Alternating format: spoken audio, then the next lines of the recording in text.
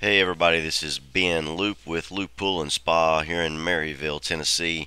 Another one of our tips and hints video. Today we're going to be talking about chemicals, and specifically the chemicals that you're going to be getting involved with on initial startup for your pool.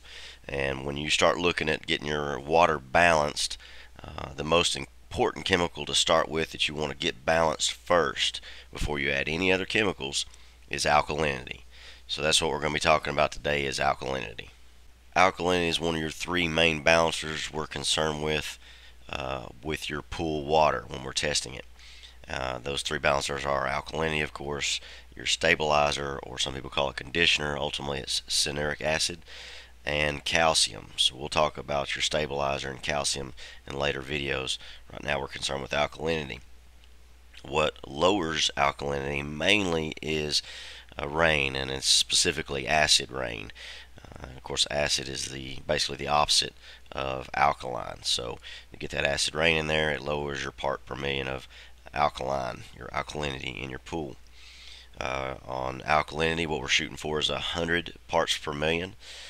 In most test strips and test kits, they'll say anywhere between 80 and 120 is acceptable, but ultimately what we're shooting for is 100 parts per million. You get below that 80 part per million, again, your water's become more acidic, and there's many problems I'll discuss later in the video with water being more acidic. You give above 120 parts per million, unless you get super high, there's really not many issues you got to worry about. But your main thing, what you'll see is above 120 parts per million, is your water will start to turn a bit more hazy or cloudy. It's just not got the clarity that you want. As far as adding alkalinity increaser to your pool to get that alkalinity up to your desired part per million, all it takes is your alkalinity increaser. You throw it right down to your pool, mainly the deep end, the deepest area of your pool, and almost as soon as it hits the water, it starts dissolving very quickly.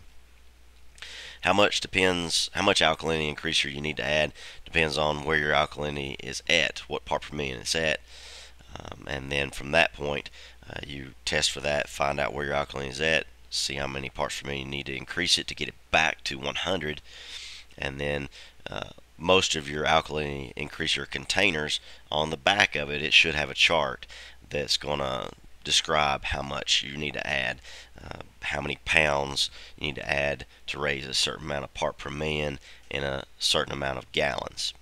Now, why do we want to balance it first? Let's start with, if it is low, then you're not going to get correct pH readings. Until you get your alkalinity balanced, get to that 100 parts per million, then your readings on your pH it doesn't matter. You got to get that balanced first before you can start trying to adjust your pH.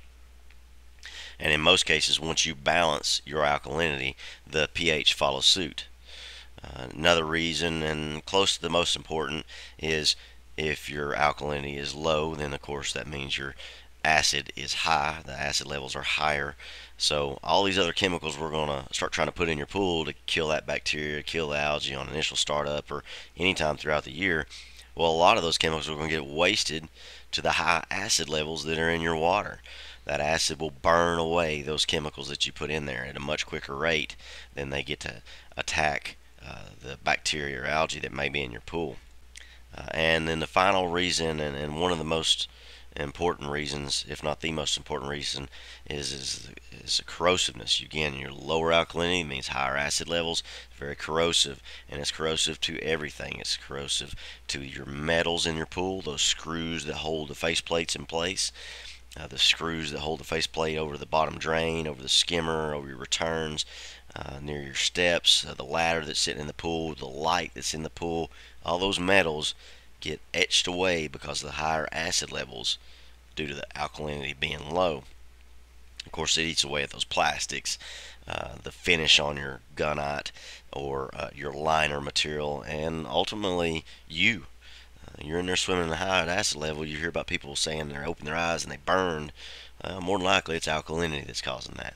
Now, if it's too high, really the two things we're concerned with is, again, it gets high, you're not going to get your pH readings are going to be inaccurate again, and then and then your water clarity is going to drop. It's going to get a bit more hazy, a bit more cloudy, and you're just not going to get that crystal clear look that you want. So again, we want to lower your alkalinity and get that back down to 100 parts per million. Finally, the last thing we're going to talk about in the video is some of the blame that gets put on chlorine style pools. A lot of times is a direct relation to alkalinity, and those two things are we went to the public pool, or we went to our buddy's pool, or my family's pool, and went over there and they put way too much chlorine in the pool. You could smell it. It was so much chlorine in the pool. And the other issue is I jumped in the pool with my blonde hair and it turned green, or my daughter or my son or my whoever jumped in the pool and their blonde hair turned green. And we'll start with the first one, that smell. Now, in some cases, that could be just that they put too much chlorine in the pool. A lot of times, that ain't the case, or the chlorine got in a battle with some bacteria and some algae, and that's you're smelling that chemical reaction while it's attacking that. But in a lot of cases, alkalinity's gotten low. It means your acid's high, and what's happening is that acid is burning off the chlorine you have in the pool, and you're smelling that burn, that chlorine getting burned off. Now the other one is that green, blonde hair turning green. What's happened there is again, alkalinity's gotten too low. That means your acid level's high. It's etched away at those metal parts we talked about earlier in the video, and that metal now becomes suspended in the water. Eventually it's going to want to attach itself to something. That metal, those metal parts, they're suspended in the water. Now, one of the easier things for it to attach to is hair follicles, and so that gets your blonde hair or white hair or gray hair turns green. The next thing is going to be those white parts, your white plastic parts, things like that, that's going to attach to that, create a stain, and then the gunite finish or your liner, and it'll attach to that and of course create a stain. And we'll talk about getting rid of stains out of pool on a later video. So there's a couple things that get blamed on chlorine, but again has everything to do with, or a lot of times has to do with, your alkalinity. So that's basically our video on alkalinity. If you've got any other questions, post them here in the comments section. We'll be more than happy to answer, or give us a call at the store. It's 977-POOL. That's 977-7665. Again, guys, we really appreciate the business, and y'all have a good one.